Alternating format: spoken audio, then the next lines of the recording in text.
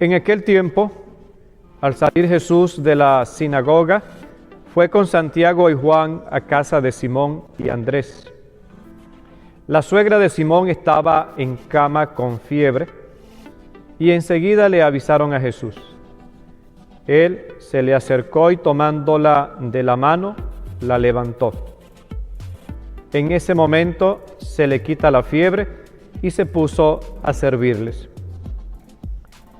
Al atardecer, cuando el sol se ponía, le llevaron a todos los enfermos y poseídos del demonio, y todo el pueblo se apiñó junto a la puerta. Curó a muchos enfermos de diversos males y expulsó a muchos demonios. Pero no dejó que los demonios hablaran, porque sabían quién era él. De madrugada, cuando todavía estaba muy oscuro, Jesús se levantó. Salió y se fue a un lugar solitario donde se puso a orar. Simón y sus compañeros lo fueron a buscar y al encontrarlo le dijeron: «Todos te andan buscando». Él les dijo: «Vamos a los pueblos cercanos para predicar también allí el evangelio, pues para eso he venido». Y recorrió toda Galilea, predicando en las sinagogas y expulsando a los demonios. Palabra del Señor. Buenas noches. En este domingo estamos conversando acerca del discípulo, conociendo al discípulo. ¿Qué es? ¿Quién es el discípulo? Y decíamos que discípulo es todo ser humano. Todo ser humano, aunque no sea seguidor de Cristo. Porque discípulo es aquel hombre, es aquella mujer que está en una constante búsqueda de dar respuesta a sus interrogantes, a sus inquietudes. Ese es el discípulo. Ahora, una de las tareas del discípulo es conocer, es aprender. El discípulo, pudiéramos decir, carece de un conocimiento, carece de un aprendizaje. Por lo tanto, la primera tarea del discípulo es conocer, es adquirir un conocimiento, es adueñarse de un conocimiento. Y una vez que se adueña de ese conocimiento, es que va creciendo, va evolucionando. En un lenguaje religioso, va trascendiendo. Tarea del discípulo: aprender, conocer. ¿Qué es lo primero que debe conocer el discípulo? Conocerse a sí mismo, es lo primero. ¿Quién soy yo? ¿Por qué vivo? ¿Para qué vivo? Ese es el primer y más importante de los conocimientos que debe adquirir el discípulo. Hoy hay un aprendizaje sobre la persona, sobre quién soy yo. Dice Job: la vida del hombre en la tierra es como un servicio militar. Lo primero es tomar conciencia que la vida tuya y la vida mía se desarrolla aquí en la tierra. Dirían en nuestro lenguaje latino: pisa tierra. Y solemos decirle pisa tierra a la gente que está pensando en las nebulosas, viviendo en otro planeta, viviendo otra realidad. El discípulo ha de conocer que su vida se desarrolla aquí en la tierra. Hay gente que quiere vivir como que si estuviera en el cielo. O hay gente que vive como que si estuviera en el infierno. Ni estamos en el cielo, ni estamos en el infierno. estamos en la tierra. Esa es nuestra vida. En la tierra yo voy a vivir momentos de sufrimiento. Aquí Job describe su sufrimiento.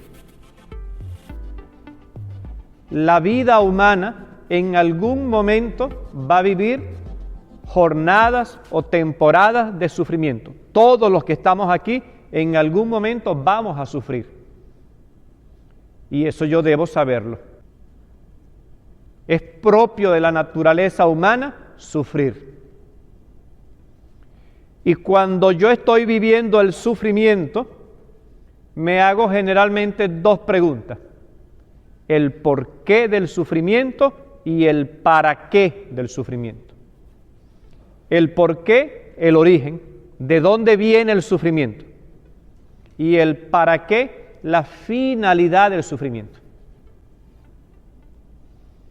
El discípulo ha de tener ese conocimiento claro.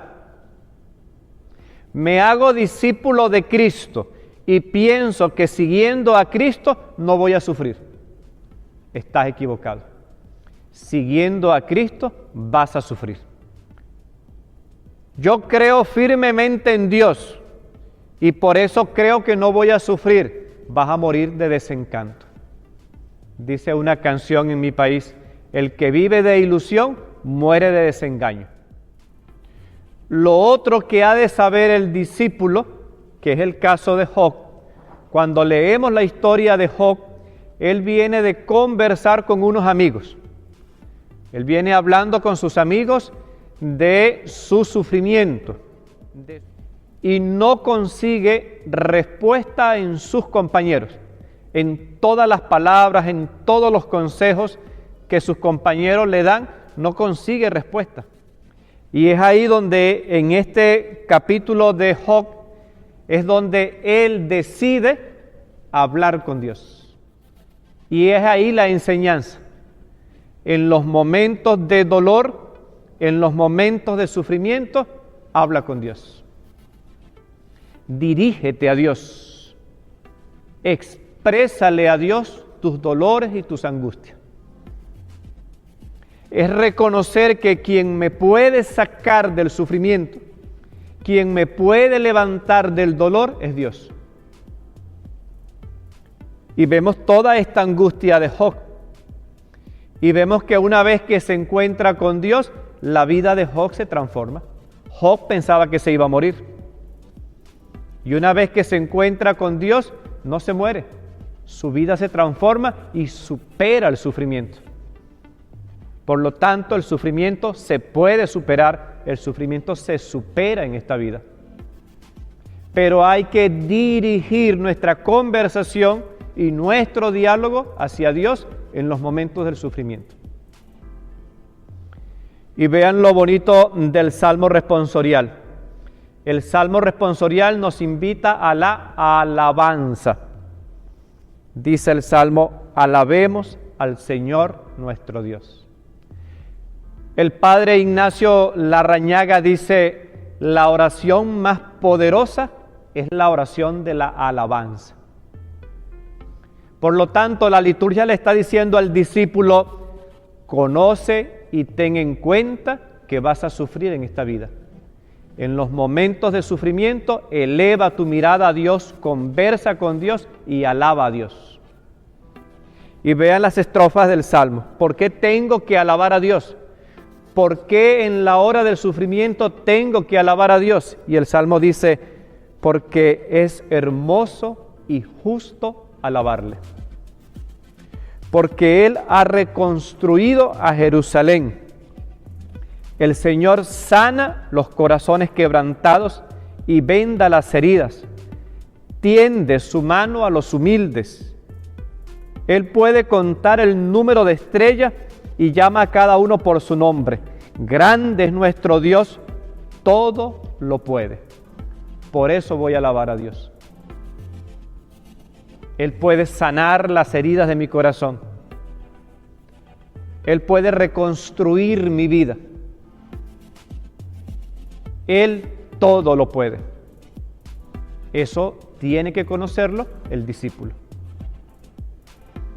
Ahora vean en el Evangelio a Jesús de Nazaret. Jesús va a la casa de Pedro y se consigue allí a la suegra con fiebre, en la cama con un sufrimiento. El sufrimiento de la enfermedad, el por qué. ¿Por qué sufre la suegra de Pedro? Porque tiene fiebre. El origen del sufrimiento de esa mujer es la enfermedad. Y vean lo que hace Jesús. Él se le acercó y tomándola de la mano, la levantó. Jesús, Hijo de Dios, Dios con nosotros, nos puede levantar del sufrimiento. Nos puede levantar del dolor. Y vean que después dice, al atardecer, cuando el sol se ponía, le llevaron a todos los enfermos y poseídos del demonio. Cantidad de gente con sufrimiento. Y Jesús les sanó y les expulsó el demonio. Jesús puede. Él es el Dios con nosotros. Ahora, otra característica que pudiéramos conseguir aquí es, una vez que supero el sufrimiento, una vez que supero el dolor con el amor de Dios, con la fuerza de Dios, ¿qué debo hacer? ¿Qué debo hacer? Ponte al servicio de los que sufren. Vemos la segunda lectura del apóstol Pablo. Si alguien pasó trabajo en esta vida, fue San Pablo. Ustedes leen la vida de Pablo, después de la conversión, van a ver la cantidad de sufrimiento. Una vez tuvo que hacerse el muerto. Le dieron tantos golpes que se hizo el muerto para que no lo asesinaran. Lo agarraron por las piernas y los brazos, lo sacaron al pueblo y lo tiraron por un barranco. Se sacudió y se fue. Naufragó 4 veces. Pablo sufrió bastante. Por eso San Pablo dice, todo lo puedo en aquel que me fortalece. Y dice la segunda lectura, ahora predico el Evangelio y con el débil me hago débil para ganarlo, dice él. Es decir, supera su sufrimiento y se pone a servir justamente al que sufre, para ayudarlo a superar su sufrimiento. ¿Qué hace la suegra de Pedro después que el Señor la levanta del sufrimiento? Se puso a servirle. Eso lo debe conocer el discípulo. Ten claro que en esta vida vas a sufrir. Aquí en la tierra se sufre.